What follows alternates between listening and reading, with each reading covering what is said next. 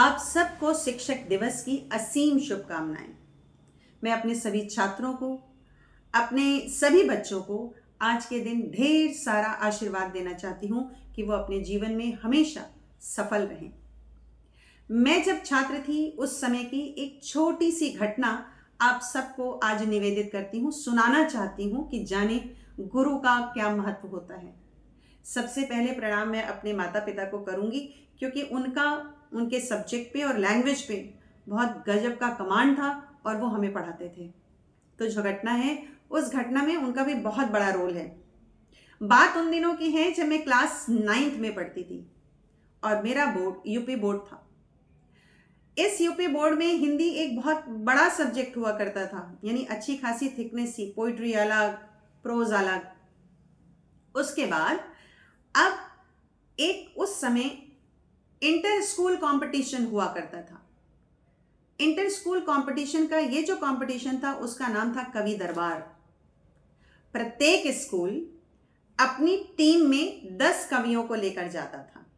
जैसे किसी एक बच्चे को सूरदास बना दिया और उसको सूरदास का एक पद दे दिया, किसी एक बच्चे को कबीरदास बना दिया और उन्हें कबीरदास के 8, 9, 10 दोहे दे दिए। तो प्रत्येक टीम में 10 कवि और लगभग 10-15 स्कूल, किसी एक स्कूल में जाके ये इंटर स्कूल कंपटीशन हुआ करता था। क्लास 9th में मैं अपनी हिंदी टीचर की फेवरेट स्टूडेंट थी, कारण कि मुझे हिंदी बहुत पसंद थी, क्योंकि मेरी माताजी यानी मेरी मदर मुझे पढ़ाती थी और उनका बहुत अच्छा इस भाषा पे कमांड था। वो इस कंपटीशन की इंचार्ज थी, उन्हें ये कंपटीशन कराना था, बट किसी कारणवश वो पिछले कई 3-4 दिनों से जब इस कंपटीशन की डेट पास आ रही थी तो इस विद्यालय नहीं आ रही थी, स्कूल नहीं आ रही थी। अब ये जिम्मेदारी किसी दूसरे हिंदी टीचर को सौंपी गई, जो मुझे बहुत अच्छे तरीके से नहीं जानती थी। अब एक परेशानी तो मेरी ये थी कि मेरी जो फेवरेट टीचर हैं वो मेरे साथ नहीं जाएंगी। अब तो ये कंपटीशन किसी और को दे दिया गया है।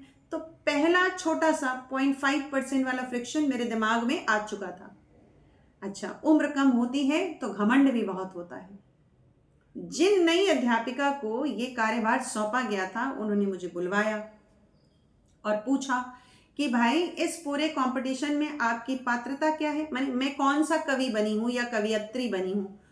तो मैंने उनको कहा कि मेरी मैम, तुम अक्सर मुझे सुभद्रा कुमारी चौहान बनाती हैं, मैं इस बार भी सुभद्रा कुमारी चौहान ही बनने वाली थी। सुभद्रा कुमारी चौहान उस समय की बहुत मतलब उनकी कविताएं हम लोग कोर्स में पढ़ते थे। तो जो उन्होंने पूछा कारण आपको सुभद्रा कुमारी चौहान क्यों बनाया जाता है, तो मैं पूरे घमंड में बोली मेरे बाल कटे हैं, उनके भी कटे थे, और कुछ लगता नहीं है, कॉस्ट्यूम नहीं चाहिए, एक साड़ी चाहिए जिसको सर पे ऊपर से ऐसे ओढ़ लेना है, और कविताएं मुझे उनकी फर्राटा याद है। नो डाउट मेरी बॉडी लैंग्वेज से उनको तो प्राउड झलक रहा होगा। उन्होंने बोला सुना, तो मैंने सुनाया कि उनकी एक वीर रस की कविता है, सिंहासन हिल उठे राजवंशों ने भृगटी तानी थी, सिंहासन हिल उठे राजवंशों ने भृगटी तानी थी, बूढ़े भारत में भी आई फिर से नई जवानी थी, गुमी हुई आज़ादी की कीमत सबने पहचानी थी, दूर फिरंगी को करने की सबने मन में ठानी थी, चमक उठी सन 57 में वह तलवार पुरानी थी, बुंदेले हर बोलो के मुंह हमने सुनी कहानी थी। अच्छा, वो बहुत खुश हुई। फिर बोली अच्छा, अगर ये आपको ना दिया जाए, मतलब आपको अगर सुभद्रा कुमारी चौहान ना दे, तो आप कौन सा कवि बनना पसंद करूंगी। उन्होंने पूरी मेरी बॉडी लैंग्वेज से मेरी भाव भंगिमा पढ़ ली थी कि ये बच्ची इस समय ऐंठ में है, इसको वही चाहिए जो इसको चाहिए, किसी दूसरे को तो ये देना ही नहीं चाह रही, ये नहीं चाह रही कि सुभद्रा कुमारी चौहान किसी और को बनाया जाए। शायद यही मेरी मंशा थी। मैं सोच रही थी मेहनत ना करना पड़े, कंपटीशन भी मिल जाए, कॉस्ट्यूम में एक पैसे भी ना खर्च हो, है ना। अच्छा, अब उन्होंने कहा फिर दूसरा कवि अगर तुम्हें दिया जाए तो तुम क्या बनोगी। तो मैंने कहा इससे पहले मैं मैथिली शरण गुप्त बन चुकी हूँ। तो उन्होंने पूछा क्यों। मैंने कहा देखिए, चश्मा लगाती हूँ और कहते बाल कटे हुए हैं, काला कोट और पैंट घर में मिल जाता है, कॉस्ट्यूम में एक भी पैसा खर्चा नहीं होता है, और उनकी कविताएं जो हैं वो मुझे याद है। तो बोली कि अच्छा सुनाओ। तो हमने कहा एक राजा और प्रजा नाम की शीर्षक की उनकी कविता है कि राजा प्रजा का पात्र है, वह एक प्रतिनिधि मात्र है, यदि वह प्रजा पालक नहीं तो त्याज्य है, हम दूसरा राजा चुने जो सब तरह सबकी सुने, कारण प्रजा का ही असल में राज्य है। तो बोले कि अच्छा इस कविता में है क्या? तो मैंने बताया कि राजा यानी सरकार, साम्राज्य, और प्रजा यानी जनता का रिलेशनशिप दर्शाया गया है। बहुत खुश हुई वो, इतनी खुश हुई कि मतलब मैं शायद इतनी आह्लादित थी वो कि मैं बता नहीं पा रही। मुझे लगा अब तो मैं मैथिली शरण गुप्त बन ही जाऊंगी। अच्छा, फिर उन्होंने कहा कुछ और मैथिली शरण गुप्त की, तो मैंने उनको बोला कि पंचवटी। तो उन्होंने कहा अच्छा पंचवटी का नाम पंचवटी क्यों है? तो अच्छा मुझे समझ में बिल्कुल नहीं आ रहा है कि मेरा इस तरह का इंटरव्यू क्यों हो रहा है, जैसे मुझे कोई हिंदी की टीचर के लिए इंटरव्यू देना पड़ रहा हो। मुझे बिल्कुल समझ में नहीं आ रहा था कि वो क्या जज करने की कोशिश करी थी। वो एक छात्रा में जो घमंडी ज्योति राय थी उसमें क्या ढूंढने की कोशिश कर रही थी। तो उन्होंने कहा पंचवटी मैथिली शरण ने गुप्त क्यों, मैथिली शरण जी ने क्यों लिखी है? तो अब मेरी मदर ने मुझे एक्सप्लेन किया था, तो मैंने उनको फट से बताया कि पंचवटी एक जगह है जहाँ, जो कि नासिक में है। पंचवटी वो जगह है जहाँ रामचंद्र जी, लक्ष्मण जी और सीता जी रहे हैं। तो मैथिली शरण गुप्त ने वहाँ के प्राकृतिक सौंदर्य का विवरण किया है, वो कैसे रह रहे हैं इसका विवरण किया है और उसका एक्सप्लेनेशन किया है। तो बोले कोई लाइन तुम्हें याद हो? तो मुझे याद थी, ये सब मेरे कोर्स की थी। तो मैंने पंचवटी की कुछ पंक्तियां उन्हें सुनाई कि चारु चंद्र की चंचल किरणें खेल रही हैं जल थल में, चारु चंद्र की चंचल किरणें खेल रही हैं जल थल में, स्वच्छ चांदनी बिछी हुई है अवनी और अंबर तल में। वो तुरंत बोली अच्छा ठीक ठीक रुको रुको। फिर थोड़ा रुकी, रुकने के बाद बोली कि तुम्हारे बाल कटे हैं? मैंने कहा जी। बोले तुम चश्मा लगाती हो? मैंने कहा जी। बोले काला कोट पैंट पहनने में तुम्हें कोई दिक्कत है नहीं? मैंने कहा जी। तो बोले तुम हरिवंश राय बच्चन बनोगी। अब अगर ये एपिसोड अमिताभ बच्चन जी सुन ले तो उन्हें भी बहुत हंसी आएगी, वो भी बहुत खुश होंगे। उन्होंने कहा तुम हरिवंश राय बच्चन बनोगी। और मैंने हरिवंश राय बच्चन जी की कविता की, किसी भी कविता की एक भी पंक्ति तब तक कभी नहीं पढ़ी थी। तो मैंने उनसे पूछा नहीं मैम मैं कैसे करूंगी, मुझे याद करना पड़ेगा। बोली नहीं नहीं तुमको तो हरिवंश राय बच्चन ही बनना है। तो मैंने कहा आप ऐसा क्यों कर रही हैं, इतने सारे फेमस कवि हैं ये। तो बोले बेटा तुमको कविताओं पे कमांड है ना, तुम जो है हरिवंश राय बच्चन बनोगी। तो मैं दावे के साथ कह सकती हूँ कि जितने स्कूल आएंगे वहां पर उसमें एक भी कैरेक्टर हरिवंश राय बच्चन का नहीं होगा, क्योंकि वो अभी इधर किताबों में कोर्स में नहीं है। अब उस समय मुझे इतनी गुस्सा आ रही थी, मैंने सोचा ये बढ़िया है, इतनी कविताएं मुझे याद हैं और हमारी अध्यापिका जो है मुझे नई कविता याद करने के लिए जानबूझ के मुझे फंसाने की कोशिश करी है ताकि मैं स्टेज पे भूल जाऊं। अंदर से थॉट प्रोसेस यही कह रहे थे कि ये चाहती ही नहीं है क्योंकि मुझे ये अपनी कंपटीशन में लेकर जाए। अच्छा अब करे क्या भाई, हरिवंश राय बच्चन को तो मैंने कभी नहीं पढ़ा। तो उन्होंने मुझसे कहा कि अभी तुम लाइब्रेरी जाओ और लाइब्रेरी में जाकर मधुशाला को बुक करवा के अपने उसमें अकाउंट में चढ़वा के लेकर आओ। मधुशाला में लेके आ गई। तो उन्होंने कहा कि बेटा मधुशाला पढ़ो। मैंने उससे पहले मधुशाला के बारे में कोई जानकारी नहीं थी, मुझे नहीं पता था कि कितनी फेमस बुक है, मैं जानती भी नहीं थी कि ये किस पर लिखी गई है। बस ये था कि मेरे हाथ में एक कविता बुक है, किताब है जिसका नाम मधुशाला है, पोएट श्री हरिवंश राय बच्चन जी हैं, और मुझे कुछ नहीं पता। उन्होंने कहा बेटा खोलिए इसको। मैंने खोला। अच्छा सुनते रहिएगा, बड़ा आनंद आएगा। उन्होंने कहा पढ़ो। मेरे पास हरिवंश राय बच्चन जी की बुक है क्योंकि मुझे मधुशाला की सारी पंक्तियां पूरी अच्छे से याद नहीं हैं। उन्होंने कहा पढ़ो, तो मैंने यूं पढ़ा, खुली हुई है, इसमें मधुशाला का कुछ अंश दिया हुआ है। मैंने पढ़ा मृदु भावों के अंगूरों की आज बना लाया हाला, प्रियतम अपने हाथों से आज पिलाऊंगा प्याला। अध्यापिका जी ने, जो टीचर जी थी, उन्होंने कहा down down down down down down down, ये वीर रस की कविता नहीं है। तो हमने कहा मैम फिर क्या है, कोई प्रेम प्रसंग है, क्या बताएं, कोई श्रृंगार रस है, कैसे पढ़ें? बोली नहीं ये उसकी भी कविता नहीं है। और आज जिस दिन बातचीत हो रही है इसके चौथे दिन, मतलब आज बात हो रही है और इस दिन कंपटीशन है। तो ये गुरुर ब्रह्मा गुरुर विष्णु गुरुर देवो महेश्वरा गुरुर साक्षात परम ब्रह्म तस्मै श्री गुरुवे नमः। उन्होंने कहा नहीं, पढ़ना तो तुमको यही है, तुम्हें इसको पढ़ना है और पढ़ के तुम मुझसे आज समझोगी। इसका ऑडियो कैसेट आता है, इस किताब को लेकर के जाओ, अपने सामने किताब ऐसे खोलना, ऑडियो चलाना और सुनती जाना और वर्ड्स को ऐसे पढ़ती जाना कि क्या लिखा है इन्होंने। अच्छा ठीक। उसके बाद जो है मैंने कहा देखिए बहुत साफ और स्पष्ट शब्दों में मैम आपको मैं बता रही हूँ कि मेरे घर से 50 पैसे भी मुझे मिलने वाले नहीं हैं, तो मैं ऑडियो कैसेट कहाँ से खरीदूंगी।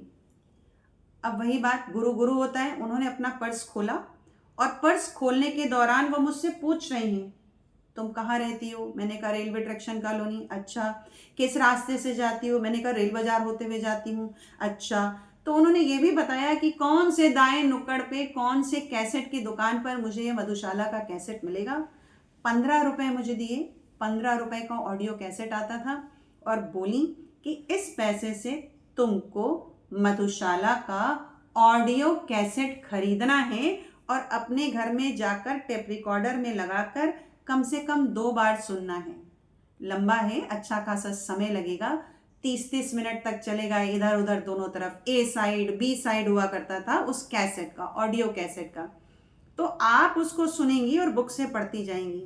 अब मैंने फट से अगला क्वेश्चन दागा कि अरे भाई 30-30 मिनट हम ही थोड़ी ना पढ़ेंगे, 30 मिनट तो 10 बच्चों को एक साथ मिलेगा, तो आप मुझे बता दीजिए कौन सा सुनना है।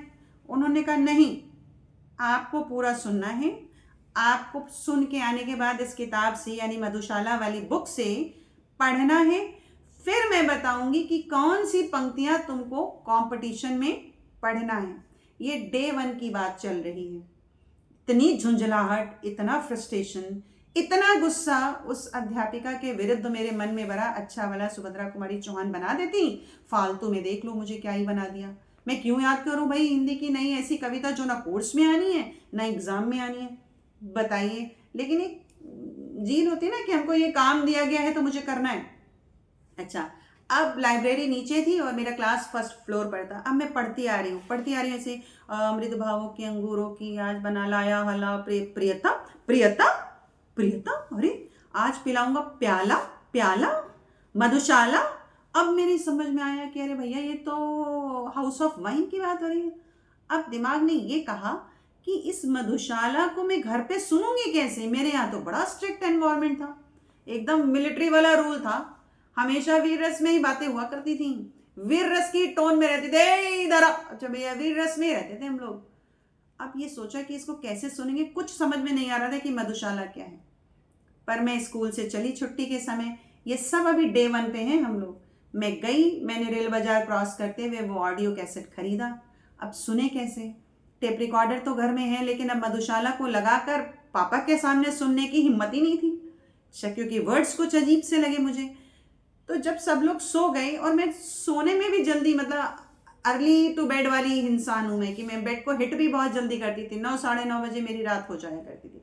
यानी इतना कष्ट सहा कि रात में जगी, ऑडियो कैसेट को 2 बार सुना क्योंकि मैम ने कहा था।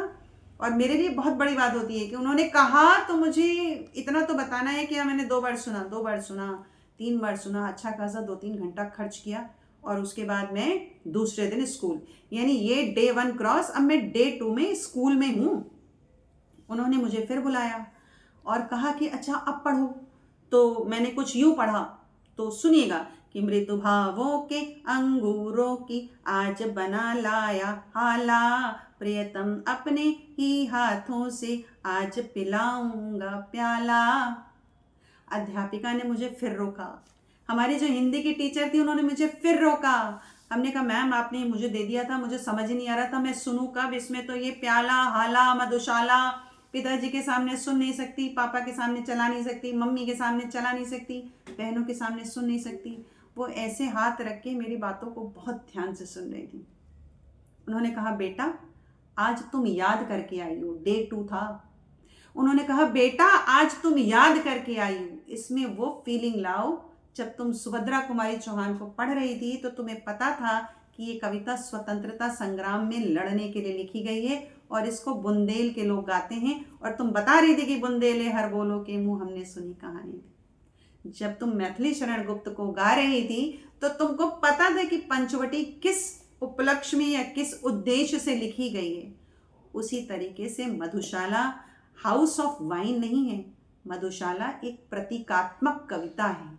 यहाँ पर लेखक ने अपनी जिंदगी के सौरो, हैप्पीनेस और जॉय जो कुछ भी है उन सब को प्रतीकात्मक शब्दों के द्वारा यहाँ पिरो करके समझाने की कोशिश है कि लाइफ है, जीनी पड़ेगी, सिंबॉलिक कविता जिसको कहते हैं। फिर उन्होंने मुझे 2-3 स्टेंजे एक्सप्लेन किए। उसके बाद भी मुझे ये समझ में नहीं आया कि प्रतीकात्मक शब्द का मतलब है क्या, यहाँ कैसे प्रतीक बनाए जा रहे हैं। अभी भी हम डे 2 पर ही हैं। उन्होंने कहा तुमने डैफोडिल पढ़ी है? मैंने कहा नहीं। बोले विलियम वर्ड्सवर्थ की डैफोडिल तुमने नहीं पढ़ी है? मैंने कहा नहीं। बोली नहीं, मैं ऐसे ही पूछ रही हूँ, मुझे मालूम है कि ये 10th के कोर्स में नहीं है, लेकिन मैं इसलिए पूछ रही हूँ कि वो भी सिंबॉलिक है। बोले अच्छा, इंग्लिश का जो आप पढ़ते हो, इंग्लिश में जितने भी आप पढ़ते हो, ये सारे स्पीच पढ़ते हो या जो कविताओं की जो ब्यूटी पढ़ते हो, उसमें मेटाफर पढ़ा है? मैंने कहा हाँ बिल्कुल पढ़ा है। तो बोले मेटाफर में ही तो डैफोडिल जो लिखा गया है वो इसी चीज़ को तो प्रदर्शित करता है। तो जैसे ही उन्होंने ये देखा कि अब ये बच्ची कैच करने लगी, तब उन्होंने कहा कि बेटा उसी प्रतीकात्मक भाषा में ये लिखा गया है। अच्छा, अब वही गुरुर ब्रह्मा गुरुर विष्णु। अब मैं ये सोच रही थी, उस दिन मैं बहुत खुश थी, डे 2 को मैं बहुत खुश थी। मुझे लग रहा था आज मैंने कुछ नया सीखा। मुझे ये लग रहा था कि एक कविता के अंदर, एक मधुशाला के अंदर से प्रश्न उठाकर मैंने क्या क्या सीख लिया। अब सिर्फ मधुशाला मेरे दिमाग में नहीं चल रही थी, अब मेरे दिमाग में चल रही थी डैफोडिल, अब मेरे दिमाग में चल रही थी विलियम वर्ड्सवर्थ, अब मेरे दिमाग में चल रहा था मेटाफर। अब मैं सोच रही थी कि प्रतीकात्मक भाषा क्या होती है। मैंने बड़े प्यार से, पहले दिन का घमंड इस दिन प्यार में बदल गया था। मैंने बड़े प्यार और आदर से उनसे कहा कि मुझे आप सिर्फ 2 स्टेंजा एक्सप्लेन कर दीजिए, उसके बाद मैं कल आपको सुनाती हूँ। उन्होंने कहा ठीक है। उन्होंने दो स्टेंजा को बिल्कुल प्रोज के फॉर्म में बता दिया कि ऐसे ऐसे कैसे वो अपनी प्रॉब्लम्स, अपने सौरों और अपने उसके लाइफ के प्रॉब्लम्स के बारे में बात कर रहे हैं, और वो जिस जगह को एक्सप्लेन कर रहे हैं वो यूनिटी इन इंटीग्रिटी भी दिखा रही है। तो मैंने कहा भाई ठीक तो है। तो कहते बाकी फेस्टिवल्स तो साल में एक बार मनाए जाते हैं, ये एक ऐसी जगह है जहाँ इंसान जाके अपने दर्द और गम को भूल जा रहा है, जिंदगी जीने की कला सिखा रही है कि भाई सौरों में है तो भी बहुत इतना दुखी मत होइए। समझ आ गया सारी बात कि मधुशाला कह क्या रही है। डे 2 क्रॉस, डे 3 में फिर स्कूल पहुंची। डे 3 में उन्होंने बुलाया मुझे, बोले अब पढ़ो। तो मैंने पढ़ा। मृदु भावों के अंगूरों की आज बना लाया हाला, मृदु भावों के अंगूरों की आज बना लाया हाला, प्रियतम अपने हाथों से आज पिलाऊंगा प्याला, पहले भोग लगा लूं तेरा फिर प्रसाद जग पाएगा, सबसे पहले तेरा स्वागत करती मेरी मधुशाला, एक बरस में एक बार ही जगती होली की ज्वाला, एक बार ही लगती बाजी जलती दीपों की माला, दुनिया वालों किंतु किसी दिन आमदिरालय में देखो, दुनिया वालों किंतु किसी दिन आमदिरालय में देखो, दिन को होली रात दिवाली रोज मनाती मधुशाला। मीनिंग ये है कि आप कितने भी दुखी हों, अपनी जिंदगी को बहुत हैप्पीनेस के साथ जिए। और डे 4 उन्होंने मुझे कहा वेरी गुड, शाबाश, अपने शब्दों पे गौर करें, अच्छा बोलें, श बोलें। मैं वापस, डे 3 खत्म। डे 4 को कंपटीशन था। मेरी स्कूल की टीम को तो फर्स्ट प्राइज मिला ही मिला, और ये बिल्कुल सत्य था कि करीब 12 टीमों में सिर्फ मेरी टीम ऐसी थी जहां हरिवंश राय बच्चन का एक रोल था, और मुझे स्टेज पर दोबारा इस कविता को पढ़ने के लिए बुलाया गया, और पर्सनल जो मेरा अपना था, जिसको आप सोलो अवार्ड कहते हैं, वो मुझे फर्स्ट प्राइज मिला। और जब मैं स्कूल वापस आई तो चौथे दिन मैंने उनको बोला कि मैंने इन 3 दिनों में डैफोडिल्स सीखा कि ये एक नेचर के ऊपर लिखी हुई कविता है, और डैफोडिल शायद एक फ्लावर का नाम है। मैंने हरिवंश राय बच्चन जी को पढ़ा, मैंने मधुशाला को सीखा, मैंने मेटाफर को अच्छे से जाना, अब तक तो सिर्फ पढ़ रही थी, और मैंने ये सीखा कि इंसान को हमेशा घमंड में नहीं रहना चाहिए, वरना एक ब्लॉक लग जाता है, सीखने की क्षमता खत्म हो जाती है। जैसे ही एक्सेप्टेंस आती है कि आपको ये करना है तो आप सीख जाते हैं। तो मैं उन गुरु को प्रणाम करती हूँ